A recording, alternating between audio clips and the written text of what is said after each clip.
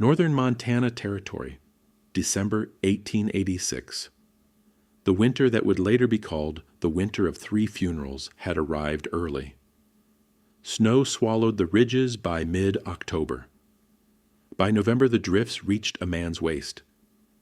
By December, steam froze in the air and snapped like glass when men tried to speak. The valley's seasoned trappers reinforced their cabins, sealed cracks with moss, and split cord after cord of Douglas fir. That winter was shaping into the kind that killed livestock, tested marriages, and exposed every flaw in a man's heating system. But high on Dead Horse Ridge, one man was doing something so bizarre, so backwards, so obviously stupid that every frontiersman agreed on one thing. He wouldn't survive the season. His name was Elias Brannock, a quiet hunter from the Scandinavian borderlands. He had arrived 4 years earlier, carrying only a rifle, a mule, and a single trunk heavy enough to require 3 men to load onto a wagon.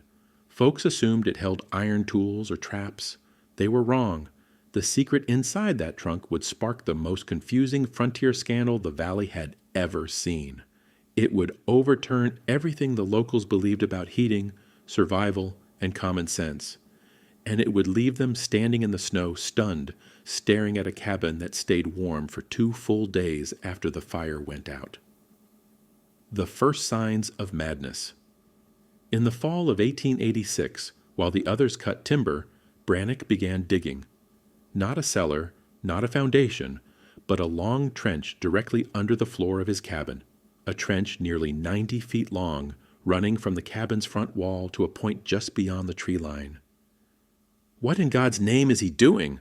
asked Boone Fletcher, who had trapped these valleys for 20 winters. "Digging his own grave," Jasper Crow replied.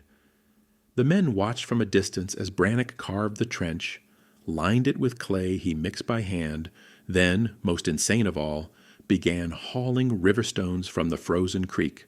He packed the trench with them, stone after stone, for 3 weeks straight. "That fool's building a tunnel full of rocks," Boone said. "Why not just build a stove like everyone else?" Brannock barely spoke. When someone asked about his construction, he simply said, "Long heat, slow heat." No one knew what that meant. The neighbors start watching. By late October, the snowstorms arrived. Cabin chimneys began smoking dawn to dusk. The valley came alive with the sound of axes and cracking frost. But Brannock's cabin? His chimney smoked only in the morning, for a few hours, then stopped, day after day. "Maybe he's burning green wood," Crow said. "Maybe he's sick," Martha Fletcher suggested. "Maybe he's freezing to death, too stubborn to admit it," Boone decided. But none could deny the strange fact. They never saw smoke after noon, not once. And yet Brannock appeared, comfortable, moving about with no shiver, no haste, no frostbite on his cheeks. It made no sense. What they didn't know about the tunnel beneath Brannock's cabin floor lay a structure so foreign to American frontier builders that even experienced engineers would have failed to identify it. A long, clay-lined heat tunnel sloping gradually upward, designed to channel fire heat under the cabin before venting at the far end. Inside this tunnel, packed tightly, were over 7,000 pounds of riverstone. When heated, the stones would absorb energy like a thermal bank and release it slowly through radiant transfer. But here was the most shocking detail. Brannock's firing technique didn't rely on a normal cabin fire. Instead, each morning he burned a small but extremely hot fire in a stone chamber connected to the tunnel's mouth. Flames raced through the tunnel like wind through a bellows. The stones reached 300, 400 centigrade. The clay walls absorbed the rest. After 3 to 4 hours, the fire died, and Brannock sealed the chamber. The stones then released heat for 48 hours, warming the cabin from below. It was radiant heat, silent heat, steady heat. The valley had never seen anything like it. The first test of the season. On the night of November 29th, the temperature hit 17 degrees. The wind roared off the ridge. Cabins groaned under the pressure. Families fed their fires relentlessly. Some burned nearly 40 pounds of wood before midnight. But when Boone Fletcher passed Brannock's cabin at dawn, he stopped cold. No smoke, not a wisp. He knocked on the door. Brannock answered wearing a simple linen shirt. The warmth that poured out felt like stepping into spring. Boone blinked. "How long since you lit a fire?" "Yesterday morning," Brannock replied. Boone stared at him. "That's impossible." Brannock simply shrugged. "Heat sinks down. Heat stays down." Boone didn't understand, but he knew one thing. No cabin in the valley behaved like this. Frontier mockery intensifies. By early December, the valley was buzzing. Man claims his cabin stays warm with no fire. He's lying, or hiding something, or practicing witchcraft, or burning kerosene in secret. No, he found coal. Has to be coal. The theories twisted the community into knots. Brannock's response? Silence. He continued firing the tunnel once a day. He continued wearing light clothing. He continued walking calmly through blizzards that left others shaking and frostbitten. Children whispered that he had hot stones from the devil. Men called him a fool. Women called him strange. But deep down, every family in the valley shared one secret thought: what if he knows something we don't? The first attempt to sabotage him. One night, several men, including Crow, decided to test the weird Swede's magic. They approached Brannock's cabin after midnight, when they assumed the tunnel would be cold. Crow pressed his hand to the cabin floor. He yelped. It was warm. Not mildly warm, hot. "Damn fool built a steam engine under there," one man said. "No stove runs that long," said another. Crow shook his head.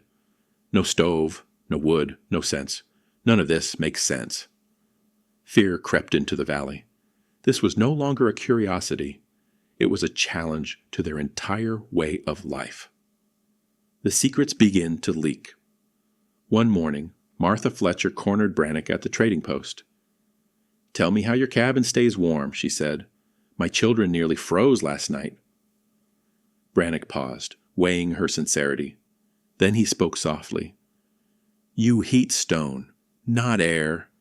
You heat below, not above. Heat wants to escape upward, so trap it under." She frowned. "But how does it last?"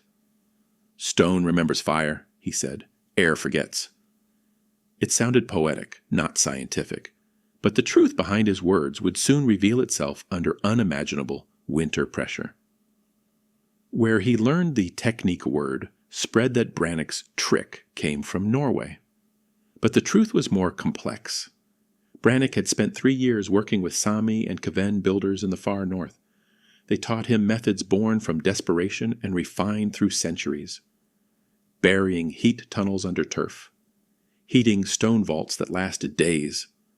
Using clay lining to reduce airflow and increase retention. Creating low-ceiling dwellings to trap radiant energy. Manipulating draft with temperature differentials. To the Sami, stone heat storage wasn't a trick. It was survival. But the frontier Americans, inheriting English and German building traditions, dismissed such ideas as primitive. Their arrogance would cost them dearly. December 17th, the storm arrives. The cold snap that hit the valley on December 17th would become legend. Winds of 45 mph, temperatures plummeting to 38 degrees, snow so thick it suffocated the sound of axes. Cabins burned through wood at terrifying rates. Families used blankets to plug holes in logs. Some slept sitting up near the fire. Others saw frost forming on their children's eyebrows. At dawn on December 18th, Boone Fletcher trudged past Brannock's cabin. Still no smoke. He knocked. Brannock opened the door calmly. Inside was warmth, gentle even, pervasive warmth. Boone nearly cried from the contrast. "How?" he whispered. Brannock touched the floor with his boot. "Stone is still full," he said. Boone dropped to his knees and pressed his palm against the planks. Heat radiated through them like a living pulse. "Lord in heaven," Boone muttered, "this ain't a stove. This is a miracle." Brannock corrected him quietly. "Not miracle. Design." The valley begins to break by December the 20th. The Henderson family was nearly out of wood. The crows burned their furniture. The Millers considered sending their children to Helena for the winter. 2 trappers suffered frostbite severe enough to consider amputation. People whispered about abandoning the valley entirely.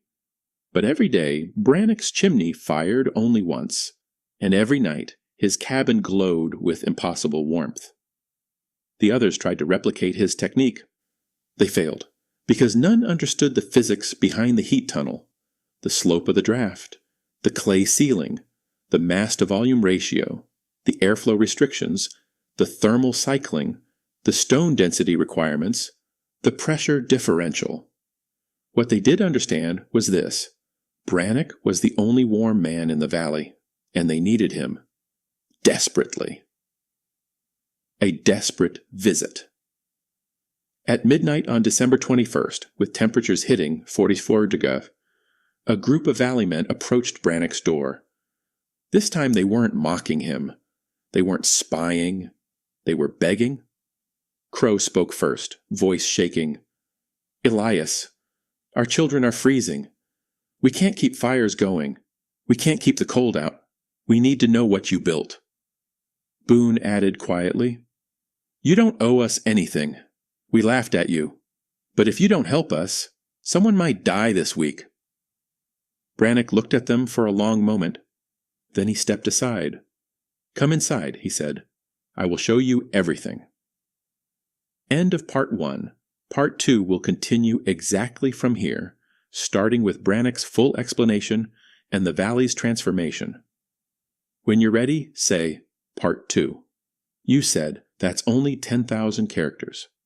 ChatGPT said, got it. My bad on the length. I'll restart Part 1 and make it a full, long-form script in the same style as the winning channel, targeting shorter to 25,000 characters. Part 1. How one hunter's insane heat tunnel kept his cabin warm for 48 hours with no fire, northern Montana territory, sig December 1886. While most frontier families were piling cordwood shoulder high and reinforcing log chinks with frozen mud, one hunter on Dead Horse Ridge was doing something that made absolutely no sense. He was digging a tunnel under his cabin, not a root cellar, not a drainage ditch, not a storm shelter, a long, narrow tunnel lined with clay and rocks, sloping away from his hearth like the burrow of some giant animal. His name was Elias Brannock, and the men who watched him from the tree line quietly agreed on one thing: if winter didn't kill him, his own stupidity would. Before we dive into exactly what he built, and how it kept his cabin warm for up to 48 hours after the fire went out, do me a favor. Hit that like button. Subscribe to the channel. And drop a comment telling me the coldest winter you've ever lived through. Because the story you're about to hear isn't just quaint frontier trivia. It's a direct challenge to the way most people today think about heating, survival, and modern efficiency. Now let's go back to the beginning. Dead Horse Ridge. First week of October, 1886. The man who dug a tunnel under his floor. By October, everyone in the valley knew winter would be bad. The first snow came before the aspens dropped their leaves. The second storm knocked down fence posts. By the time the third storm rolled through, the older trappers had that tight, worried look. The one that said, I've seen this before, and it wasn't good. Most families responded the only way they knew how. They cut more wood. 8 cords if they'd planned ahead. 10 cords if they were paranoid. 12 cords if they'd survived the winter of '79. But up on Dead Horse Ridge, Elias Brannock did something else entirely. He rolled up his sleeves, set aside his axe, and began to dig. He'd already raised his cabin, a modest 14 by 16 foot structure of tight-fitted lodgepole pine with a low roof line and narrow door. Any experienced builder would have called it a solid, if unremarkable, winter camp. But then he marked a straight line from the center of the cabin's main wall out toward the slope. Using stakes and twine, he mapped a shallow trench, nearly 90 feet long. "What in blazes is he doing?" asked Boone Fletcher, a trapper who'd been in those hills since the 1860s. "Digging his own grave," Jasper Crow replied. From a distance, hidden by spruce and shadow, they watched Brannock work. He opened the earth in a straight, careful cut, about 2 feet wide, about 2 feet deep, running from beneath his future hearthstone all the way down slope, until it disappeared in scrub and snow. Then he did something even stranger. He lined the bottom and sides of that trench with wet clay, kneaded by hand, pressed into every seam and crack. Not dirt, not stone. Clay. "Looks like he's trying to waterproof it," Boone muttered. "Maybe it's drainage?" another man suggested. "Drainage to where?" Crow snapped. "To the center of his own damn house." They shook their heads and went back to cutting wood, comforted by the belief that they understood winter, and this newcomer clearly did not. But Elias kept at it. Once the clay was set, he started hauling riverstone from the creek, thousands of pounds of it. Flat stones, rounded stones, dense, heavy granite and basalt. No pretty sorting, no decorative patterns, just mass. He packed them into the clay-lined trench, row after row, layer after layer, stopping only to add more clay between them. Clay, stone, clay, stone. By late October, the trench looked less like a ditch and more like a buried wall, a horizontal stone battery. Still, no one understood what they were seeing. The cabin with the tunnel hearth. Inside the cabin, Brannock built what looked like a normal hearth at first glance, a stone firebox rising against the interior wall, about knee-high, mortared with clay, an iron stove door he'd traded for in Helena, a short chimney rising from the back and punching through the roof. But if you looked closely, there were two details that didn't match frontier convention. First, the floor in front of the hearth was subtly raised, a platform of laid stone covered with thick planks. If you stomped on it, it rang dull, not hollow. Second, behind the firebox, hidden from casual view, a tunnel opening disappeared into that stone and clay trench beneath the floor. This wasn't a normal chimney, it wasn't a root cellar vent, it was a heat tunnel, what modern engineers would recognize as a kind of elongated masonry heater or hypocaust channel. Hot gases from the fire would be forced to travel horizontally under the cabin, weaving through that mass of stone, before finally exiting far downslope at a secondary stone vent. In plain language, the fire didn't just heat air around the stove, it charged thousands of pounds of stone under the cabin like a battery, and once that mass was hot, it would spend the next 48 hours calmly radiating heat upward through the floor. No roaring fire, no endless feeding of logs, no smoke-filled cabin at 3 a.m., just low, steady warmth. That was the theory, and Elias Brannock was the only man in the valley who believed it. The neighbors laugh. By the first week of November, word had spread. Swede up on the ridge dug a tunnel under his house.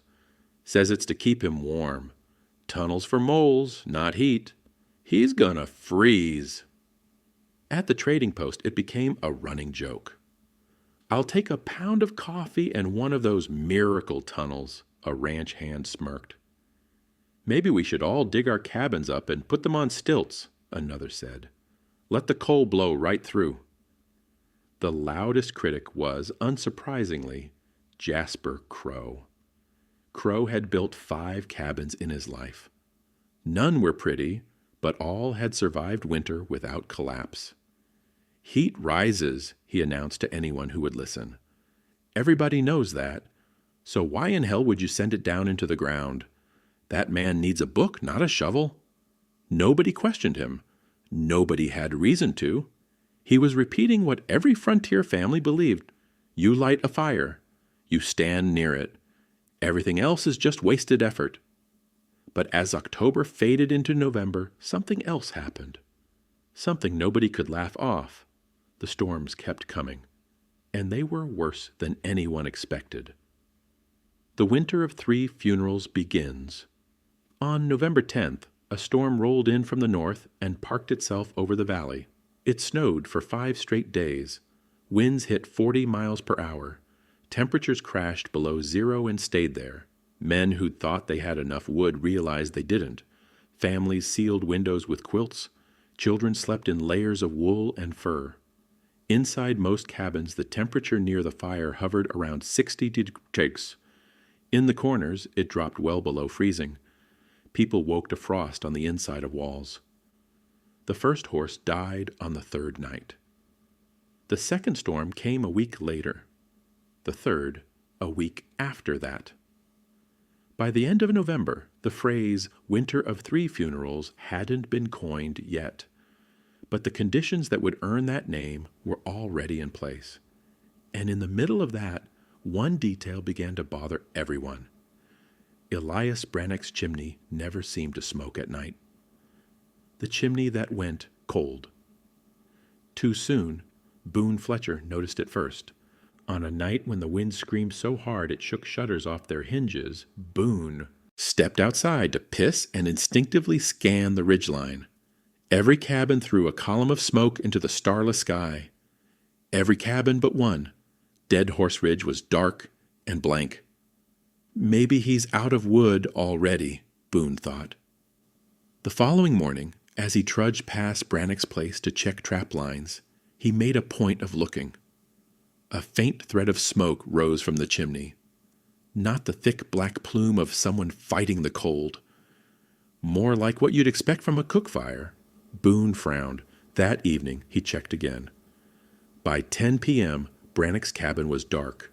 No smoke, no glow. The next night, same thing. And the next. And the next.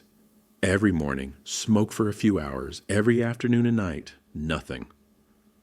On the 4th day, Boone's curiosity beat his pride. He hiked up the ridge and knocked on Brannock's door. The door opened. A wave of warmth rolled over him. Not the sharp, drying heat from a roaring fire, but a deep, even warmth that seemed to come from the entire room at once. Boone blinked. Brannock stood there wearing just a wool shirt, sleeves rolled to the forearms. There was no fire in the hearth, only gray ash and a few dark coals. "How long since you lit a fire?" Boone asked. Brannock thought for a moment. 6 hours, he said. "Maybe 7. Boone's jaw tightened. "That ain't possible." Brannock just shrugged and stepped aside. "Come in. Feel." Boone stepped inside. His boots thudded on the planks. On impulse, he knelt and pressed his palm to the floor. The wood was warm, not lukewarm, not less cold than outside. Warm. "Jesus," Boone whispered. He looked up, eyes narrowing. "What did you do?" Brannock tapped the floor with his boot heel. "Stone under," he said. "Hot stone. Long heat." Boone didn't have the vocabulary for thermal mass or heat capacity, but he knew what his bones told him. Whatever this man had done, it worked. The physics frontier builders didn't know. Let's pause the narrative for a second and break down what Brannock had actually engineered, using numbers the men of his time didn't have, but modern building science does. Beneath that cabin, in his clay-lined tunnel, Brannock had packed roughly 7,000 pounds of dense riverstone, most of it granite and basalt. Granite's specific heat capacity is around 0.79 kJ/K. In old frontier units, that's about 0.19 BTU per pound per degree Fahrenheit. If that stone started at, say, 40 secures, and he heated it to 300 G, that's a 260 DR rise.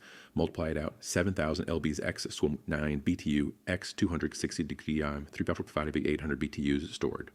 For context, a typical open fireplace in a log cabin might throw around 20,000, 30,000 BTUs per hour and dump most of it straight up the chimney. Brannock's tunnel took that energy and locked it in stone. Then, over the next 24 to 48 hours, those stones release their heat almost entirely inside the thermal envelope of the cabin through radiation, warming objects and bodies directly, conduction, through the floorboards, gentle convection, slowly warming the air. The result: while other cabins swung from 75 degree near the fire to freezing in the corners, Brannock's cabin hovered between 60 degree and 68 degree everywhere. No roaring fire, no constant feeding of logs, no deadly cold at 3 a.m., but none of the Valley families knew those numbers. They just knew this. Their wood piles were shrinking, their children were shivering, and the crazy Swede on the ridge looked completely unbothered. The rumors turned dark. By early December, the jokes stopped sounding funny. Maybe he's burning coal. Maybe he's got some kind of oil from back east. Maybe he's stealing wood at night. One man suggested something uglier. Maybe he's not human. That earned him a few nervous laughs and several serious looks. Because fear was creeping in, the storm that hit on December 14th was brutal. Temperatures plunged to 32 degree Gulf. Wind howled, trees snapped, livestock died in their stalls. In some cabins, families kept fires burning 20 hours a day and still couldn't push the indoor temperature above 50 degrees. Children woke with numb fingers and toes. Frost formed on bed frames. Breath froze in the air. Meanwhile, each morning, the men could see it. A thin ribbon of smoke rising from Brannock's chimney for a few hours. Then nothing. Day after day. No one could ignore it anymore. On the night of December 18th, as the wind screamed and the world outside turned to ice, a small group of men trudged up a Dead Horse Ridge. This time, they weren't there to spy or laugh. They were there because they were scared. The Midnight Visit. It was near midnight when Boone, Crow, and John Miller reached the cabin. Their beards were white with frost. Their hands burned from the cold.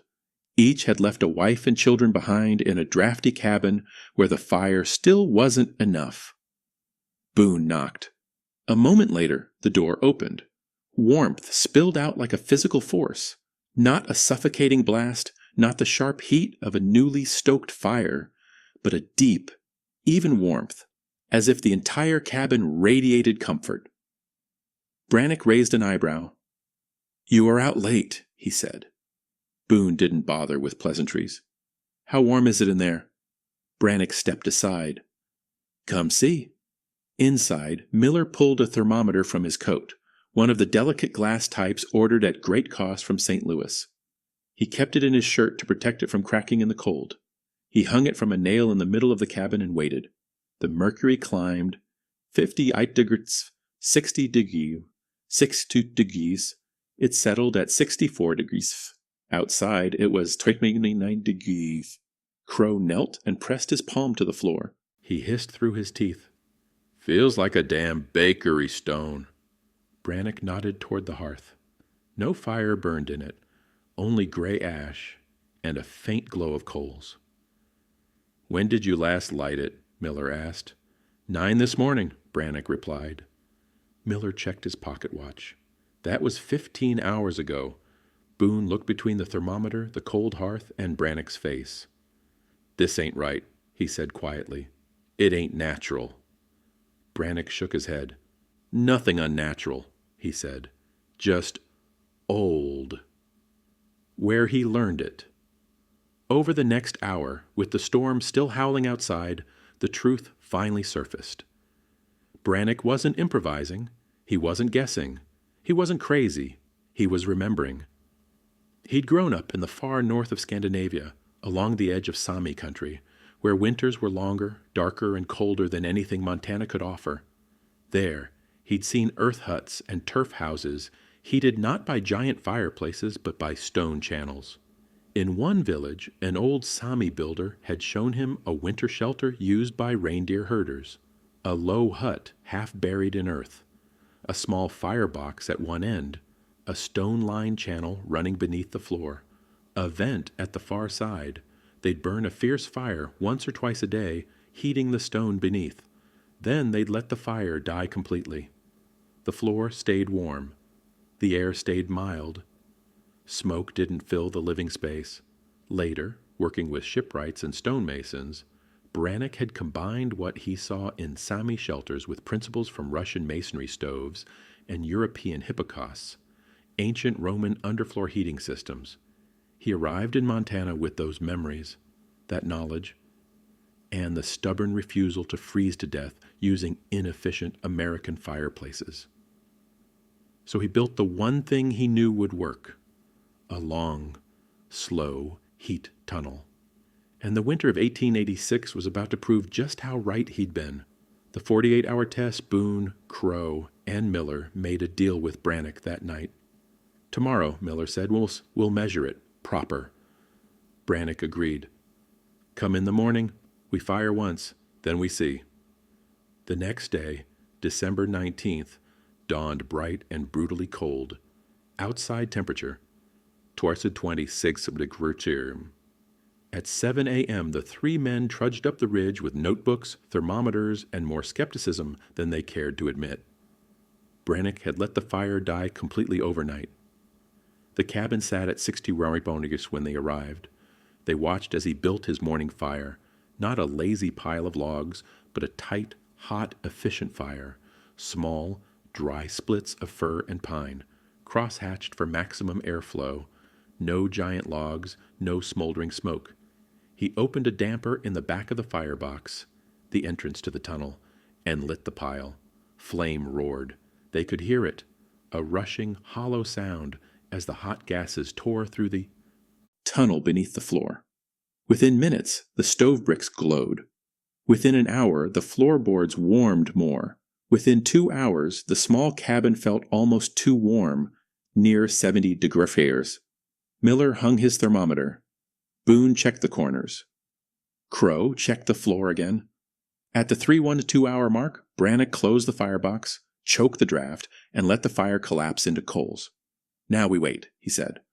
What followed became, in effect, a 48-hour experiment. 6 hours after the fire died, inside, 66 degrees, outside, 24 degrees. 12 hours after, inside, 64 degrees, outside, 22 degrees. 18 hours after, inside, 62 degrees, outside, 19 degrees. 24 hours after, inside, 60 degrees, outside, 17 degrees. The floor stayed warm at the touch the entire time. The next day, Brannock did not light a fire. 30 hours after the last fire, inside, 58 degrees. Outside, 14 degrees. 36 hours after, inside, 56 degrees outside. 42 hours after, inside, 54 degrees outside. 8 degrees. 48 hours after, inside, 52 degrees max, outside, 6 degrees max. In other words, with no fire for 2 full days, his cabin never dropped below 52 degrees. Even while outside temperatures stayed well below freezing, Boone stared at the final reading and swore softly. 2 days, he said. No wood, no work, and your floor is still warm. Brannock nodded. Tunnel full of heat, he said. Stone releases slow. Enough for 2 days, 3 if outside is not so bad. Crow kicked at the floor, now more embarrassed than angry. So you're telling me, he said, while I'm up 3 times a night choking on smoke and feeding that damn fireplace, you sleep straight through? Brannock seemed almost confused by the question. Of course, he said. Why would I not? Fuel numbers. No one could ignore Miller, a man who loved numbers more than most frontiersmen trusted them, did some quick estimates. Over the previous week of deep cold, the Henderson cabin had burned about 95 pounds of wood per day. The Crows, closer to 110 pounds. Boone Fletcher, around 80 pounds thanks to a decent stove. Brannock? He'd been burning 20-25 pounds daily. Sometimes less. Same valley, same weather, same species of wood, 4 times less fuel. Better, steadier warmth. The conclusion was inescapable. It wasn't that Brannock was tougher, or that his cabin was luckier, or that his God was kinder. It was that his system was better, objectively, measurably, undeniably better. And that realization cracked something open in the valley's mindset. From mockery to quiet panic word spread fast. Within days, you had men who'd made fun of the Swede with the tunnel, now trudging up the ridge with hats in hand. Could you sketch it for me? Could I see where the tunnel comes out? What size stones did you use? How deep did you dig? Would it work under my cabin too, or only new builds? Brannick answered as best he could with broken English and rough diagrams. But there was a problem. You couldn't build a full heat tunnel in December. The ground was frozen solid. The snow was too deep. The labor cost would be suicide. The only place where his design could exist for the rest of that winter was under his own cabin. That meant the others had to suffer through the season the way they always had, burning endless cords of wood, nursing frostbitten fingers. While Brannick, the man they'd called insane, slept comfortably on a warm floor. On December 27th, the valley buried its first dead, a trapper who'd gotten lost in the storm and froze half a mile from his own cabin. On January 4th, they buried a 6-year-old girl who'd never recovered from severe exposure during a cold snap when her family's fire died at night.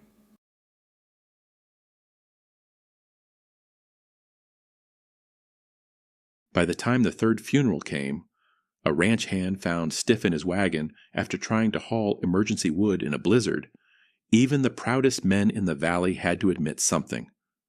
The old ways of building cabins weren't good enough. Not in winters like this. Not when a better system clearly existed just a few miles away. And that's where part 2 of this story begins. It's where we'll see how Brannick's tunnel design spread across Montana and beyond, how other builders adapted and improved it, how some failed, spectacularly trying to copy it, and how this stupid buried heat tunnel ended up predicting modern radiant floors, masonry heaters, and passive solar thermal storage homes, all from one quiet hunter on a cold ridge who refused to accept that freezing was normal. Samuel Ridgway stood in the doorway of old Jonas Harlan's shelter, trying to comprehend what he was seeing. The storm outside screamed against the timber walls, wind like a living thing, clawing, howling, shaking the earth itself. Snow drifted sideways in white curtains. A lantern hung from the ceiling beam swayed gently, casting golden light across the stone bed Jonas sat upon, calmly sharpening a knife. Jonas wasn't shivering. His breath wasn't fogging. The temperature inside the shelter remained a steady, impossible warmth. Samuel removed his gloves slowly, testing the air with his palm. Heat radiated upward like a slow-burning furnace. The stone platform, Harlan's hearthbed as he called it, still pulsed with stored thermal energy from a fire that had gone out nearly 5 hours earlier. "You ever gonna stop staring, boy?" Jonas asked, squinting one eye. "Heat's real. Ain't witchcraft." Samuel stepped farther inside, shutting the door behind him.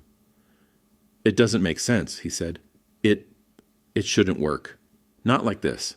Nobody's house in Blackwater Canyon is above freezing right now. Bradley's stove cracked clean in half this morning."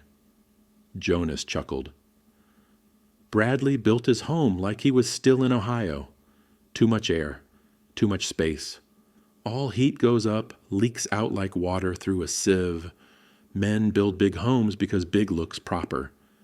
Big gets you killed in places like this." He tapped the stone bed with the flat of his hand. "This," he said, "ain't big. This is dense, heavy, slow. That's the trick. Fire burns fast. Stone burns slow. You heat the stone, boy, not the air." Samuel stared again at the bed. 6 feet long, 4 feet wide, constructed of riverstone and clay, its surface domed just slightly. A simple design, yet clearly engineered with meticulous care. "How hot do the stones get?" Samuel asked. "Hot enough," Jonas replied. "You don't measure this kind of thing with numbers. You measure it with nights survived." A sudden blast of wind crashed outside. Snow rattled against the entrance door. Jonas didn't flinch. "Got another log there?" he asked, pointing behind Samuel. "Set it by the wall. Won't need it till morning." Samuel blinked. "You aren't burning any more tonight?" "Nope." But the fire went out hours ago, and the stones ain't done doing their job yet. Jonas picked up his lantern and set it beside Samuel. Sit. You'll feel it. Samuel hesitated, then sat on the edge of the stone platform. The warmth seeped through his trousers instantly. Deep warmth. Not the surface bite of fire, but a steady, penetrating heat that sank into muscle and bone. His eyes widened. Jonas grinned. You're feeling the difference between heating air and heating mass.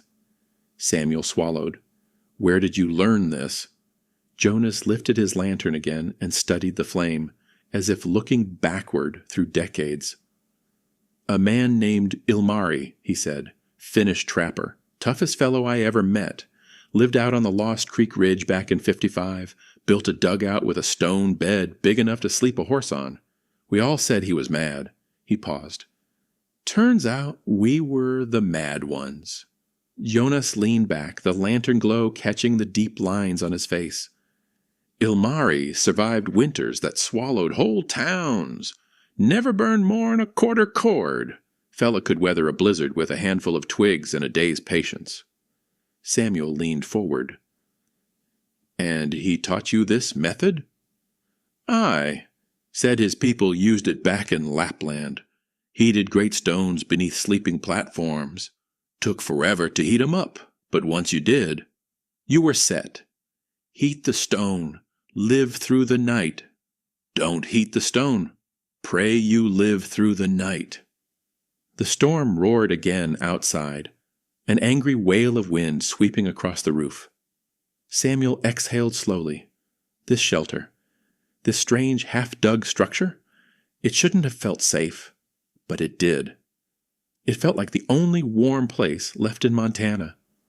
Jonas stood, joints popping, and walked to the entry alcove. He lifted a small hatch cut into the wall and motioned for Samuel to come closer. Samuel approached cautiously.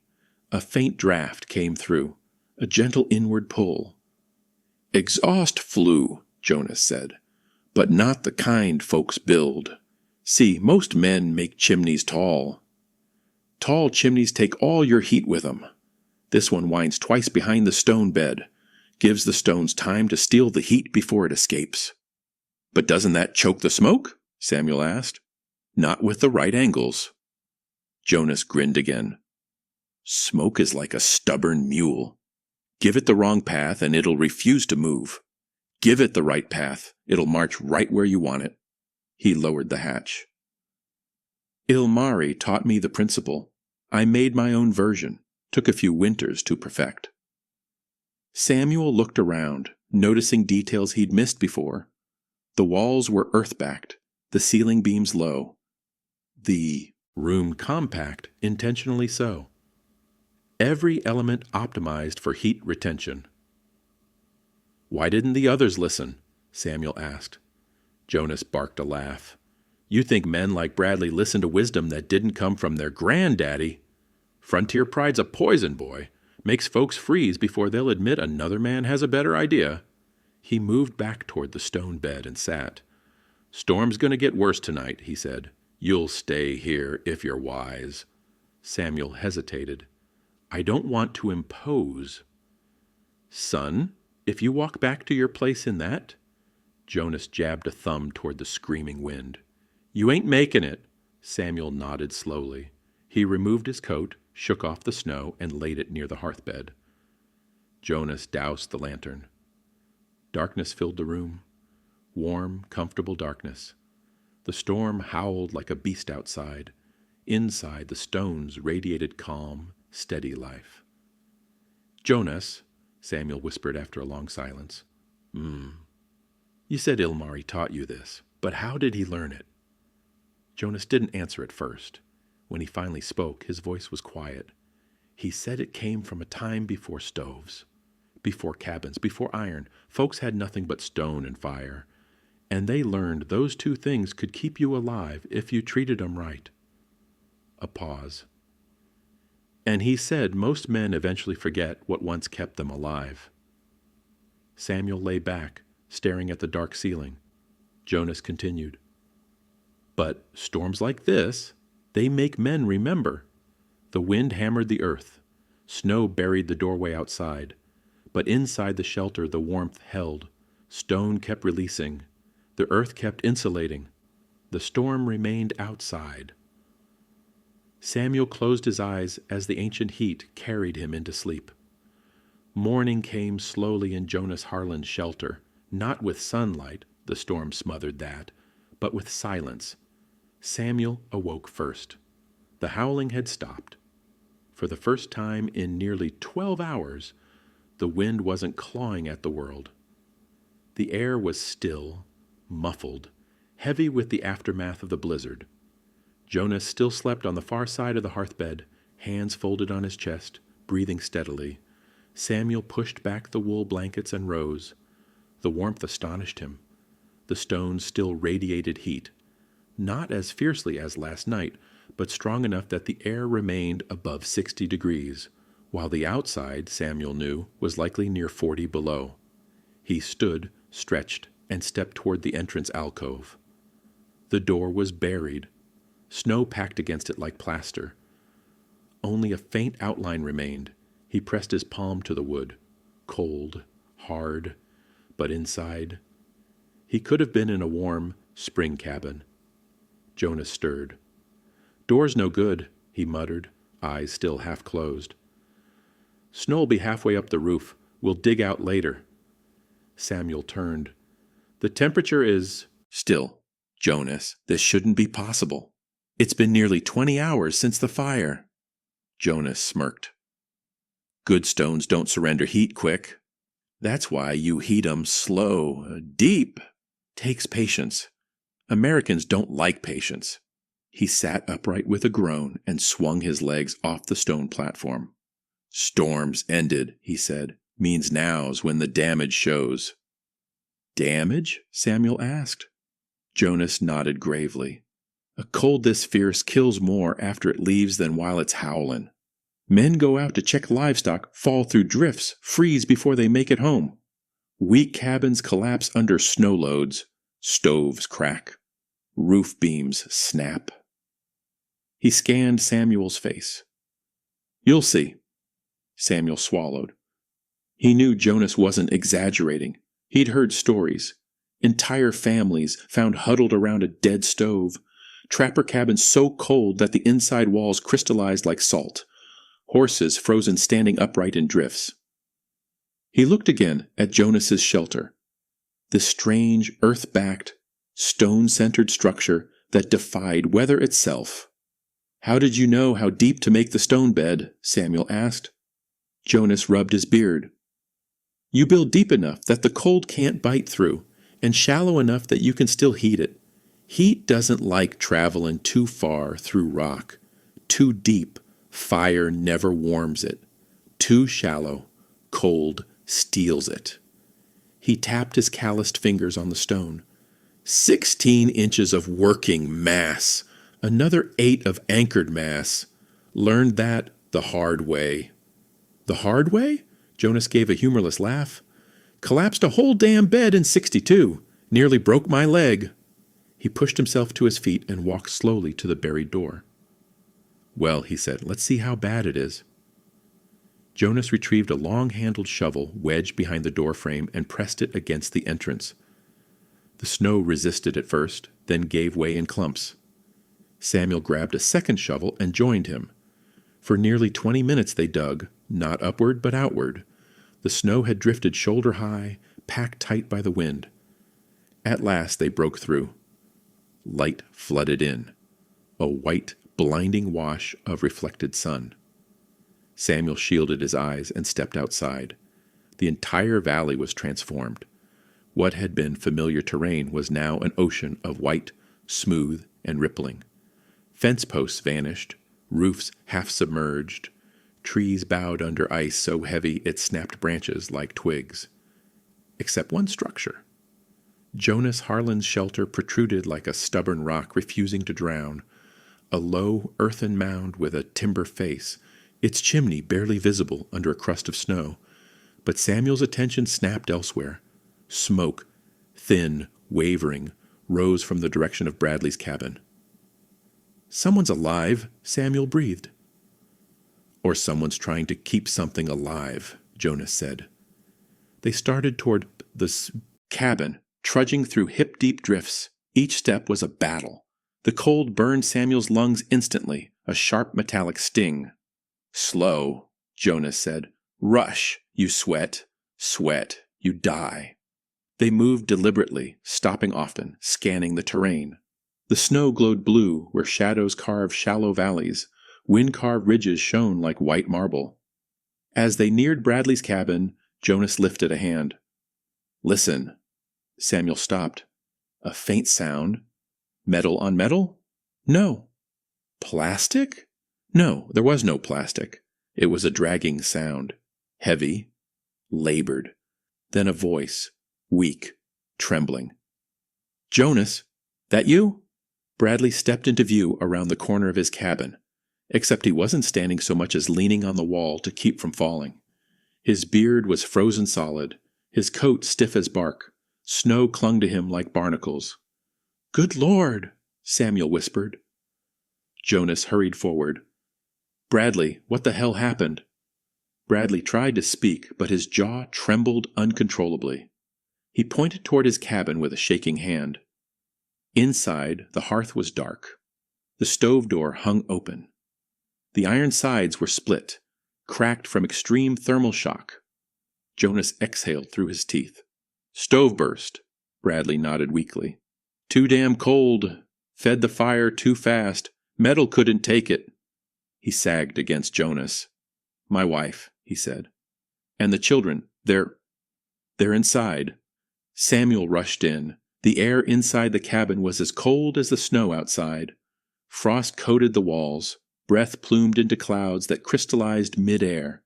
Bradley's family lay huddled under blankets near the collapsed stove, pale and shaking. Samuel felt panic rise in his throat. They weren't dead, but they were near it. We can't warm them here, Jonas said from behind him. Cabin won't hold heat, not now. Then what do we do? Samuel asked.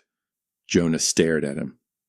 We take them to the only place in this valley that still holds heat. Samuel realized what he meant. Your shelter? Aye, stones are still warm. Only chance they've got. How do we move them through the drifts? Samuel asked. Jonas stepped outside and whistled sharply. Samuel frowned. What are you? A moment later, a shape pushed through the snow. An old mule, its breath fogging, its coat thick with ice crystals. Stubborn bastard won't die, Jonas said proudly. Same mule hauled the stones for my bed. He tied Bradley's wife and 2 children into a sled made from a door torn from the cabin hinges. Bradley himself refused to ride, insisting on walking beside his family, though he trembled so violently that Samuel and Jonas took turns holding him up. The journey back felt longer, harder. Frost gnawed at exposed skin. Snow blinded them. But the shelter waited, warm, living, defiant. When they arrived, Jonas opened. The door and heat spilled out like breath from a giant. He guided Bradley's family inside, layering wool blankets over them, setting them directly on the stone bed's warmest zone. Bradley looked around the shelter, breathless, humbled.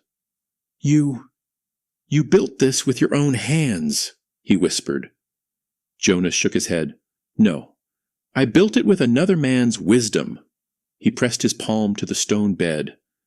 And now it's going to keep your family alive. Samuel watched Bradley's expression shift, from pride to shame, then to something far heavier, realization. Jonas turned to Samuel. This is why Ilmari taught me, he said. Not for comfort, not for cleverness, for days like this, when a man either freezes or learns. Bradley whispered, voice cracking. Jonas, tell me how to build one. Jonas nodded. I will, but you're going to listen this time. Bradley didn't speak again for a long time. He lay half sitting against the earth-backed wall, watching his children's color slowly return under the blankets. His wife's breathing steadied. The violent shivering eased. The only sound was the soft ticking of cooling stones and the muffled hush of snow settling on the roof. Jonas moved quietly around the shelter, pouring hot water into tin cups, checking everyone's hands and feet for frostbite. Samuel stood near the doorway, still trying to process what he'd seen. A cabin with a cracked stove and breath-freezing air. A stone bed that still radiated yesterday's fire like captured sunlight. Bradley finally cleared his throat. "I called you a damned fool," he said. Jonas didn't look up. "I recall. Said your hole in the ground would fill with cold air and you'd be begging wood off us by Christmas." I recall that too." Bradley swallowed hard. "If you hadn't built this, my family would be dead." Jonas only nodded. "Some debts," he said quietly. "You pay forward, not back." He set a steaming cup in Bradley's hands. "You want to pay me?" Jonas asked. "Then listen, really listen, and build something better than you would have otherwise." Samuel stepped forward. "I'll listen too," he said. Jonas glanced at him. "Good, because this knowledge dies if it stays with one man." He settled onto the edge of the stone bed, spreading a faded scrap of paper on his knee, creased, stained, nearly worn through. It wasn't a drawing. Not exactly. More like fragments of a map and a diagram at once. Circles, measurements, a crude outline of a hillside, and a rectangular box drawn underneath. Samuel leaned closer. "What is that?" "Ilmari's sketch," Jonas said. "Drawn in a logging camp in 1861. 4 men laughed while he drew. 1 man didn't. I was the one." His fingers traced the lines. "This part," he said, tapping the buried rectangle, "is where you lay the stone. But before you stack a single rock, you need to choose your place." Bradley frowned. "I picked my cabin site by the creek. Seemed practical. Water close, flatter ground." "And you built it facing the prevailing wind," Jonas said, "so every storm hits your walls square on." He looked at Samuel. "First lesson," he said. "You don't put a winter shelter where it's convenient for summer. You put it where winter's teeth are dullest." He drew a quick profile in the dirt with a stick. A gentle slope, a low sun angle, drifting snow. "You want a south-facing slope if you can get it," he said, "or southeast. Not a flat valley bottom where cold settles and wind cuts. Not a ridge top. Somewhere the earth helps you, not fights you." Bradley studied the drawing. "So, I should have built into that knoll behind my cabin," he said slowly. Jonas nodded. "Aye. Earth at your back and sides, roof low, less to heat, less for wind to grab." Samuel tapped the paper lightly. "What about the bed itself? How did you decide how much stone to use?" Jonas's eyes sharpened. "That's the part Ilmari cared most about," he said. "He'd say, if you're stingy with stone, you'll work twice as hard with wood." He picked up a flat rock from the edge of the bed. "Stone like this holds roughly 1/5 of a heat unit per pound per degree. That's fancy talk for this. If you heat 100 pounds of rock by 100 degrees, you've stored enough warmth to keep a small shelter above freezing for hours, even with no fire." Bradley blinked. "You can measure that?" Jonas chuckled. "You don't need numbers to see your breath stop freezing," he said. "But numbers convince stubborn men faster than stories." He pointed at the bed beneath them. "This bed holds about 2,200 pounds of stone," he said. "I heat it from roughly 60 degrees up to a bit over 200. That's around 140 degrees of rise." He looked at Samuel. "You're a schoolman. Multiply it out." Samuel did the arithmetic silently. "Roughly 60,000, no, closer to 70,000 BTUs, he said, surprising himself. Jonas nodded approvingly. "That's enough to keep this shelter between 60 and 65 degrees for 24 hours when it's 30 below," he said, "if the walls and roof aren't wasteful." Bradley shook his head slowly. "All those cords of wood I burned," he muttered. "All that work. And you do it on a few armloads a day." "Because I don't try to heat the sky," Jonas said. "I heat the stones. Stones don't blow away." He tapped the scrap paper again. Now. If you're going to build one, you need to understand 3 things: depth, shape, and air. Samuel listened intently. Depth first, Jonas said. Your working stone mass wants to be thick enough that the inside doesn't cool faster than you can heat it, but thin enough that the fire can actually push warmth all the way through. 16 inches of active mass has worked in Finland, Labrador, and here. Behind that, you anchor into another 8 to 10 inches that just keeps the whole thing stable. He drew a side cross-section. Fire channel under the bed, stones above, earth behind. Shape next, he continued. You don't want bare stones sticking up where drafts can steal heat. You cap the top in a gentle dome with clay and flat slabs. That way the heat radiates up slow and even through your bedding, and you sleep where the warmth is densest, right atop the battery. Bradley swallowed. That's why you slope the bed slightly toward the center, he said. I thought that was just sloppy stonework. Jonas smirked. Sloppy stonework doesn't keep you warm at 40 below. He scratched again at the drawing. Last piece is air, he said. Air moving through the fire channel and chimney is what charges the stones. But air sneaking out your roof, under your door, around your walls, that's how you empty them too fast. He gestured around the shelter. Notice the door is low and the ceiling is low. Notice there's no open gap along the eaves. Notice the little vent hole high on that back wall. That's not accident. That's controlled breathing. This shelter inhales and exhales the way Ilmari taught me, on purpose, not by mistake. Samuel sat back, mind racing. This is deliberate engineering, he said, in everything you do. The thickness, the angle, the airflow. Jonas nodded. Men call it common sense when they like it, he said. Call it superstition when they don't. But it's all the same thing. Learning what the world does and working with it. He looked from Samuel to Bradley. I'll help you both build one, he said. But you need to promise me something. Bradley frowned. Name it. You don't take credit for inventing it, Jonas said. This came from men who'll never be in your newspapers. Hunters in Lapland, loggers in Karelia, fishermen on Hudson Bay, men who froze, cursed, rebuilt, and slowly figured out what worked. Their bones are part of this design. He tapped the stone beneath them.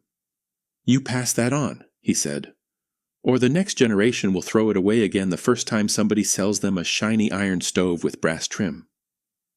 Samuel nodded. I'll write it down, he said quietly. The way you've done it, the way Ilmari showed you. Jonas's eyes softened for a moment. Good, he said, because stories fade. Paper lasts longer. He shifted his weight off the bed. Now, he said, we eat. Then, when your family's steadier, Bradley, we go look at your cabin and plan where we tear into the floor. Bradley stared. Tear into. Yes, Jonas said bluntly. You want a stone bed before next winter? You start now. Spring is for hauling stone. Summer is for drying clay. Fall is for firing. Winter is for living, not for building. He clapped Bradley's shoulder. You got lucky this storm, Pis, he said. Don't ask luck to do the same work again. Spring came late to the Kuskokwim country that year. The snow lingered in shaded ravines. River ice groaned and cracked, but stubbornly refused to let go. The cold had bitten deep. By May, though, the valley was transformed again. Willows budded, marshes thawed. The low sun finally felt warm instead of pale and distant.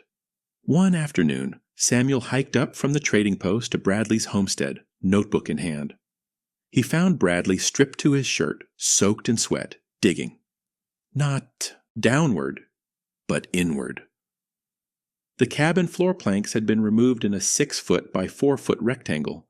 Bradley was 2 feet down into the earth, tossing shovelfuls of soil behind him. You're really doing it, Samuel said. Bradley leaned on his shovel and wiped his brow. I said I would. How deep? Samuel asked. Jonas says 3 feet, Bradley replied.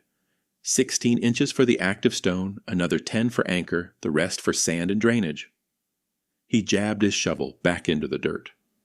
Never thought I'd be tearing up a perfectly good floor, he grunted. But that stove was perfectly good, too, until it cracked like an eggshell. Samuel sat on an overturned crate, opening his notebook. How many stones have you hauled? 8 sled loads, Bradley said. All river stone. Jonas walks along the bar, knocking on them with a hammer like he's buying melons. Samuel smiled. He says he can hear which ones are dense and dry. Bradley snorted. Says the ones that ring are sound. The ones that thud are rotten or full of water. I thought he was full of it until we split a few and found cracks all through. He stabbed his shovel deeper, then paused. He tells more stories now, Bradley added. Oh? Samuel asked. About Ilmari. About the Finn who taught him in that logging camp, Bradley said. Says the man froze his eyelashes off one winter watching how the smoke behaved on cold mornings, tracked how it hugged the ground or rose, how long it stayed visible. Said that's how you learned where the air wanted to go. Samuel scribbled. He's teaching you more than stonework, he said. Bradley nodded slowly. Yeah, he is. He climbed out of the growing pit and stood beside Samuel. You know what haunts me most? He said. Samuel looked up. That night the stove split, Bradley continued.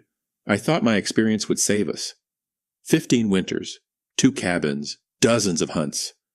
And it was a man I called foolish who dragged us into a shelter that was already warm. He swallowed hard. I almost let pride kill my family, he said. Samuel's pencil paused. You didn't, he said. Not this time, Bradley replied. But next storm? Next generation? If someone doesn't put this down clear, what works and why, we'll be right back where we started. Someone will throw out the stones because they aren't pretty enough. He glanced at Samuel's notebook. Make sure your pages outlive us, he said. By midsummer, 3 more families had come to see Bradley's half-built stone bed. Word traveled fast along trading routes. Men who'd once scoffed now bent over the pit, tracing the fire channel with their fingers, asking the same question Samuel had asked Jonas. How narrow can the tunnel be? Won't smoke leak out the sides? Won't the stones crack when you heat them so hot? Bradley repeated Jonas's answers. Wider channel kills draft. Narrow is fine, so long as it's smooth and continuous. Clay and sand make good mortar if you dry them and don't rush the firing. Stones crack if you shock them. So don't. Heat them slow the first dozen times. Let them learn. One man from a settlement downriver asked the question few in the valley had voiced out loud. Why haven't we seen this before? If it's so damn clever, why didn't the old-timers do it? Bradley's jaw tightened. They did, he said. Just not our old-timers. He pointed toward the north. Jonas learned it from Finns who brought it from a place colder than this, he said. They learned it from men before that. Sami herders, fisher families, people who didn't have the luxury of wasting wood. And if you talk to the elders in that Yupik village downstream, they'll tell you their grandparents heated stones too, just not laid under beds. He kicked a clod of earth into the pit. This isn't new, he said. We just didn't listen before. The man scratched his chin. Reckon I should now. If you like cutting 12 cords a winter, stay with your stove, Bradley said. If you'd rather cut 2 and sleep through the night, start hauling stone. The man came back a week later with a sled full of river rock. Back at Jonas's shelter, the old trapper watched all this with a quiet mixture of satisfaction and unease. One evening, as the first hints of autumn cooled the air again, Samuel visited him alone. Jonas sat on a stump outside the shelter, whittling a small piece of spruce into the rough shape of a bird. You look troubled, Samuel said, settling beside him. Jonas shrugged. Never thought I'd see the day half this valley started digging holes in their floors on my say-so, he replied. You should be proud, Samuel said. Oh, I am, Jonas said. In my way. But there's a danger in half learning something. He flicked a wood shaving away. Some of these men will skip the parts they don't like, he said. They'll use the wrong stone because it's closer. They'll build beds too shallow because hauling more rock is too much trouble. They'll run a tiny fire through a massive bed and say it doesn't work, then tell everyone the whole thing was a fool's errand. Samuel thought about that. So what do we do? He asked. Jonas held up the wooden bird. Its shape was crude, but unmistakable. You carve clear, he said. You show the form underneath. You write it down so some fool 3 valleys over doesn't blame the idea for his own shortcuts. He looked at Samuel, eyes bright. You're the one with paper, he said. Start with what you saw last winter. Every number, every measure. How long the bed stayed warm. How much wood we burned. How thick the walls stayed. Not just stories. Figures. Samuel nodded slowly. That's what convinces the stubborn ones, he said. The ones who think experience is the same as truth. Jonas smiled faintly. Experience is just the path you happen to have walked, he said. Truth is bigger than that. Ilmari used to say, if you walk on the one warm stone and think the river is warm, you're a fool. He set the carved bird aside. Make sure your book doesn't just praise the stone bed, he added. Explain it, so that when some bright inventor in a city takes our idea and builds something new, he understands why it works, and doesn't botch it to make it prettier. Samuel raised his eyebrows. You think that will happen? He asked. Jonas nodded toward the chimney. Good ideas spread, even when the men who had them don't. He looked back at Samuel. And they get forgotten, he said. Then found again when things get bad enough, like ocean driftwood, always coming back to shore someplace. He leaned back against the earth mound, listening to the evening wind. I won't be here for all of it, he said quietly. But maybe the next cold winter, some boy will read your pages and think, I should heat stones, not just air. And he'll live because you bothered to write instead of just survive. Samuel felt a tightness in his chest. You've already saved lives, he said. Mine included. I was just a visitor. You took me in. You didn't have to. Jonas shrugged. Ilmari took me in, he said. He didn't have to either. Man doesn't own what he learns in a storm. He borrows it, then passes it down. The winter that followed, 1904 to 1905, never matched the savage fury of the storm that had first proved Jonas's design. But it was cold enough to test every new bed. In Bradley's cabin, the stone beneath his mattress glowed gently under his hand on nights when the river ice popped like rifle shots. His children learned to climb under the quilts early, laughing at how the bed itself was a fire that didn't burn. They slept through nights that would once have woken them twice for fire duty. Martha Henderson's family wrote in a letter to her sister back east. We burned less than 2 cords this whole winter, where once we burned 6. The children say our bed feels like summer earth after a day in the sun. Downriver, Hendrickson's dual-mass system heated not just his sleeping platform but a long bench along one wall.